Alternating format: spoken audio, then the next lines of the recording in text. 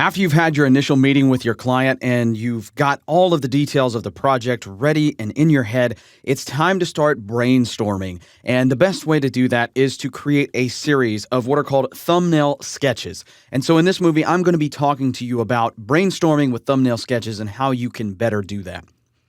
So first and foremost, what is a thumbnail? Well, a thumbnail is just basically a low-fidelity rendering of something that you're going to design. It could be a logo, a website, a brochure, a business card, you name it, you can thumbnail it. And it's actually a very quick and easy process, and it helps a lot of people in many different ways.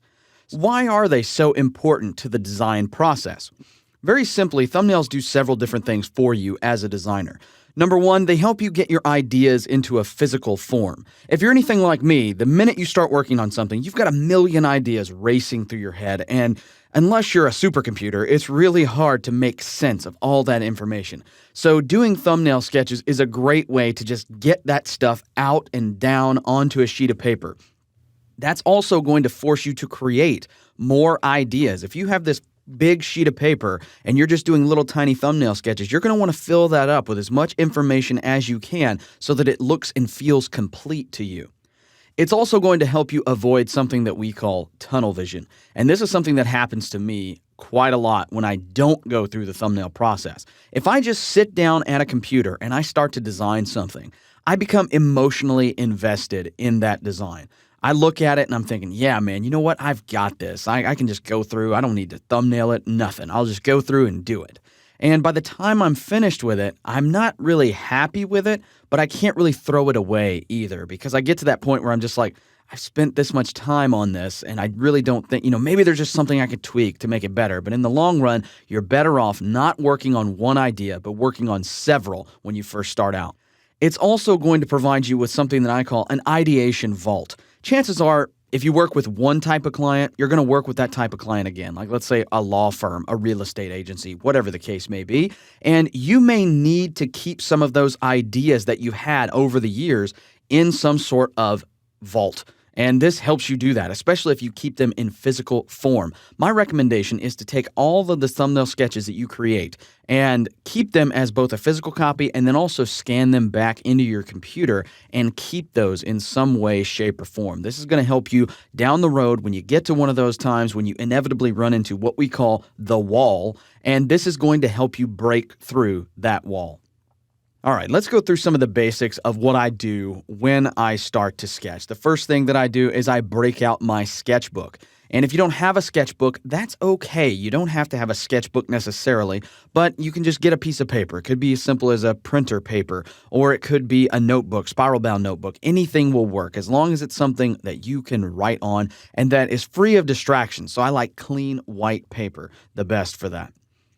I also make sure sometimes that I use a template, and I've created my own template that I use for myself many different times, and I've included that template inside of this course. So here is what the thumbnail template looks like. And so it's just a basic grid of small thumbnails that I use. I use this for all different types of stuff. This could be a business card. This could be a website. This could be a logo. It lends itself most to projects like logos, icons, small pieces of artwork, and things like that. But you could create your own thumbnail sketching templates for many different things. You could have a page layout one. You could have a poster size one.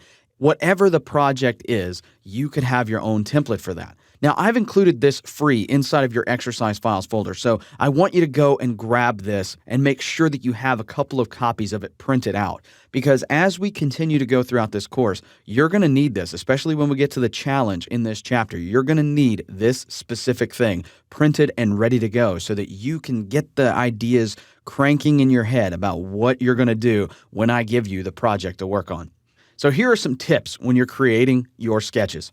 Number one, only spend about 1 to 2 minutes on each sketch. Maybe not even that long. 1 minute might be the tops. You just need to quickly sketch out a rough idea.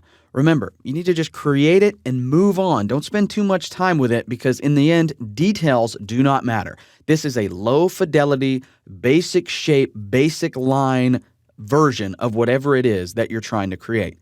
And you also don't need to be repetitive either. When you get stuck in a repetitious pattern where you're just going through and drawing the same thing, that's when it's time to take a break and start writing things down verbally. So you say, okay, I want this type of element, this type of element. Here's an idea. Here's a thought. And that's going to help you kind of spark those little ideas that are going to help you translate those into thumbnail sketches.